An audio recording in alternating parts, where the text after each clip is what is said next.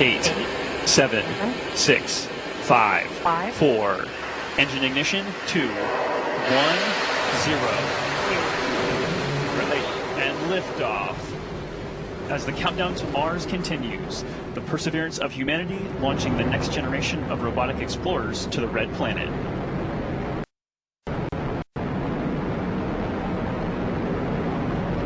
And Atlas TU has gone to closed loop control.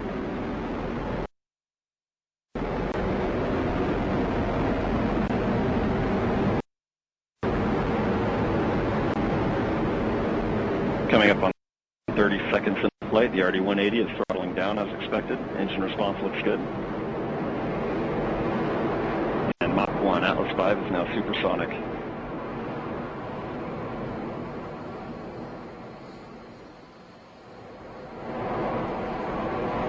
And passing 45 seconds into flight, vehicle is now passing through max Q, maximum dynamic pressure.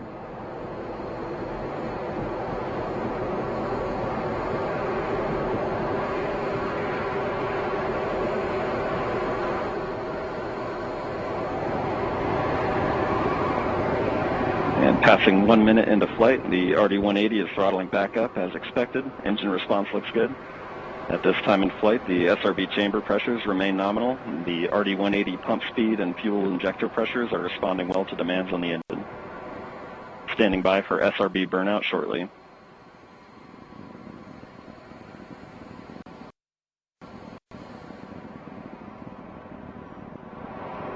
And we have burnout on all 4 SRBs. Burnout pressure signatures look good. Standing by for SRB jettison shortly.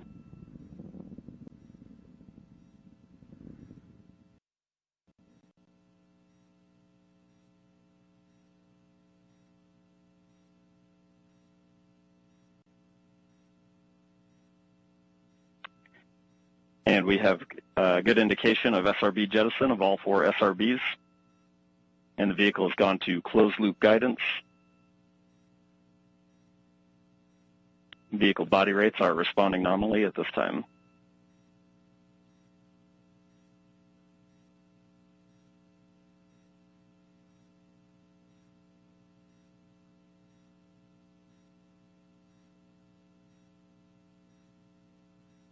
And coming up on 2.5 minutes into flight, the RD-180 is throttled down slightly as expected. Engine response continues to look good.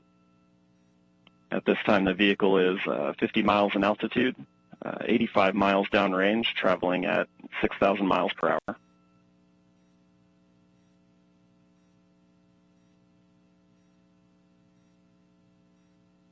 And the Centaur reaction control system is now pressurizing to flight levels.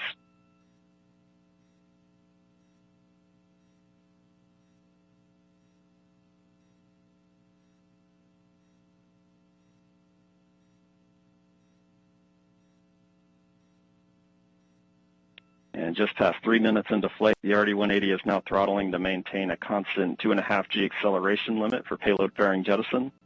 Engine response and vehicle acceleration look good.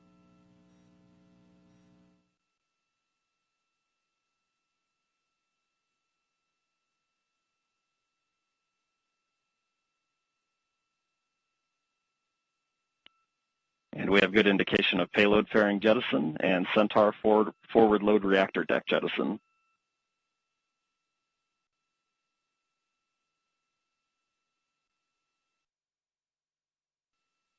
And the RD-180 is throttling back up to attain a 4.6 G acceleration. Engine response continues to look good.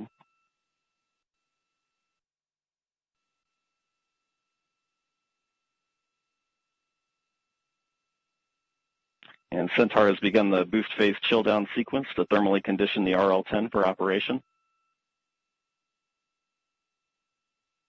Standing by for BECO shortly.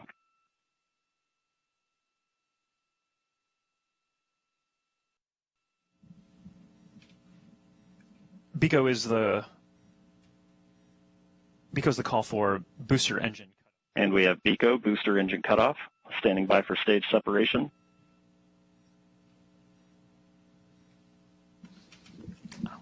And we have good indication of Atlas Centaur separation.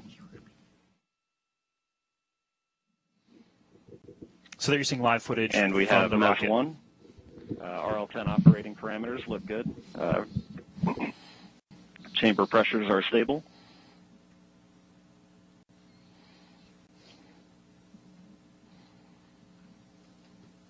This will be the first of 2 burns for today's mission. This first burn will be approximately 7 minutes in length.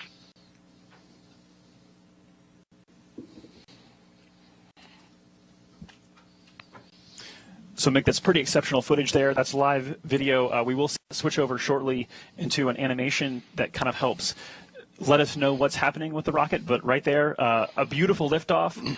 Fun to feel that rumble in the building here as we proceed towards orbit and then towards Mars destination. Yeah, absolutely. It was great watching an on-time liftoff of the Atlas V with that little over 2 million pounds of thrust. Cleared the tower in roughly 5 seconds.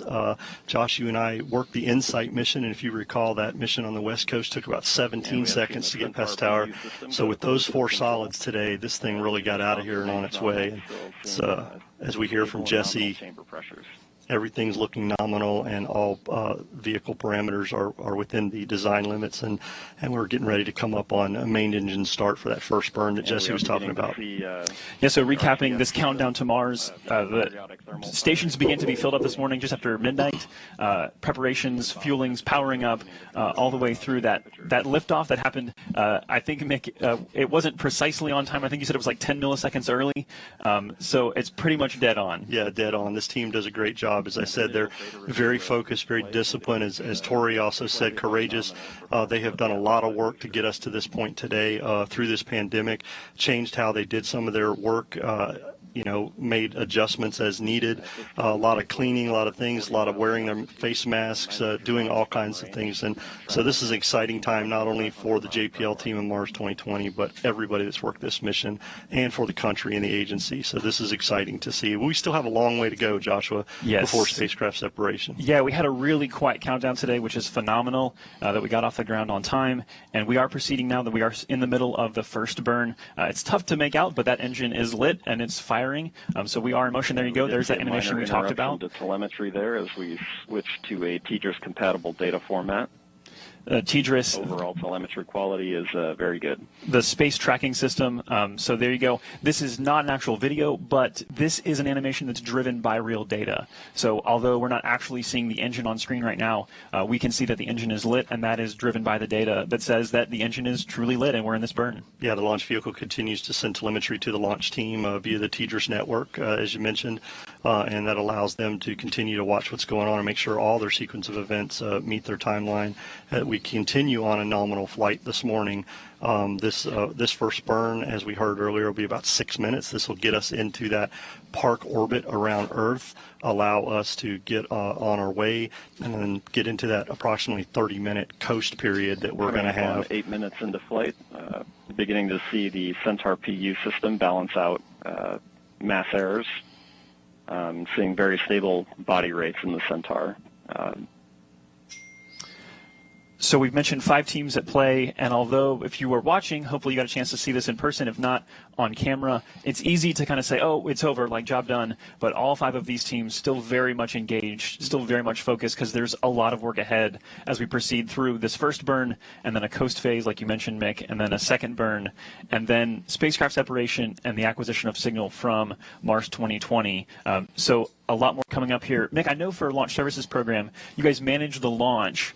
So what does that mean? I mean, this is you guys' work in action right now. By the way, that's the 5th team that we didn't get to mention. We talked about JPL, we talked about DOE, we talked about United States Space Force, and United Launch Alliance.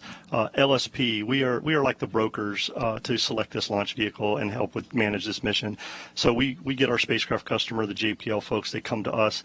They have some certain requirements that they need for this mission. The Launch Services Program made up of engineers and flight analysis folks, and they look at everything, they help define those requirements, and then we go out and procure a vehicle from a commercial partner. In this case, it was the Atlas 541 for the Mars 2020 mission that was needed for performance, right? You and I have talked over the last several days, Josh, one of the things that was important for us to look at was that performance, to be able to get Mars 2020 onto that transfer orbit into solar orbit to intercept Mars in 7 months. It's kind of analogous to a football game, right, with a quarterback trying to throw a pass downfield. You need a quarterback with a lot of performance who can get that ball down there where it needs to be, so the receiver can intercept that. In our case, 7 months later. There you go. Yeah, it's the longest football pass ever. The Earth is the quarterback. The Atlas is the quarterback's arm. Perseverance is the football, and Mars is the receiver. That's a good